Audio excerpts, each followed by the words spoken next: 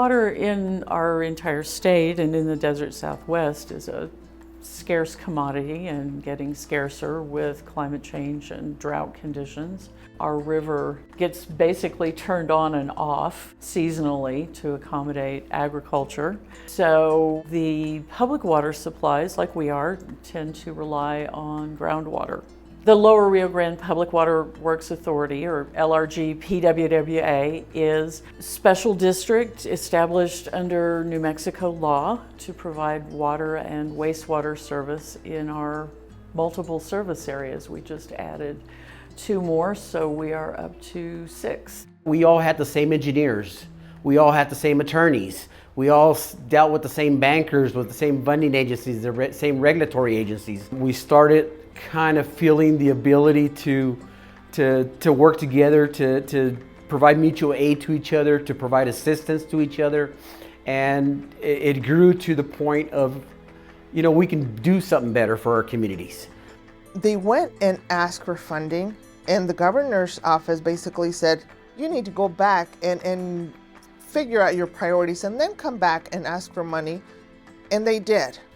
So we had the conversation about, can you regionalize, and we finally got to that point. Of course, it took legislation to do it, and it got passed. But they are now recognized as one of the best, most efficient water systems in the state of New Mexico. The Lower Rio Grande Public Water Works Authority was a success. The tiny community of Barreno had unacceptable levels of arsenic in its well. Then its well failed. The solution was to connect with neighboring Mesquite and install a new arsenic treatment plant.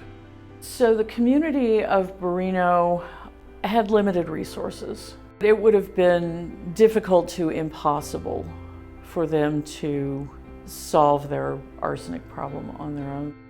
My name is Michael Lopez, and I am the operations manager for the Lower Rio Grande Public Water Works Authority. It's an arsenic treatment plant, and what it does, basically, the well is designed to do about 1,000 gallons a minute, which is probably one of our biggest wells that we have in the whole system. We super shock with chlorine, and that precipitates out the iron, manganese, and the arsenic.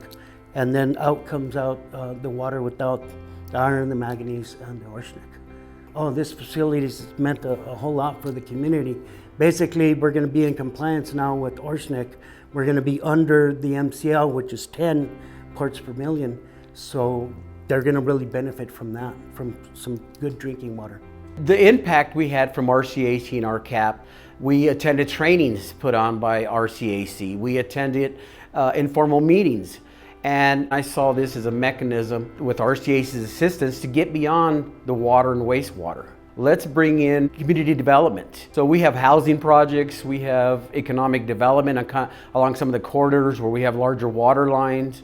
So we've grown beyond just an individual small water system. It's a success, and it's one of those projects that just warms my heart and makes me very, very proud.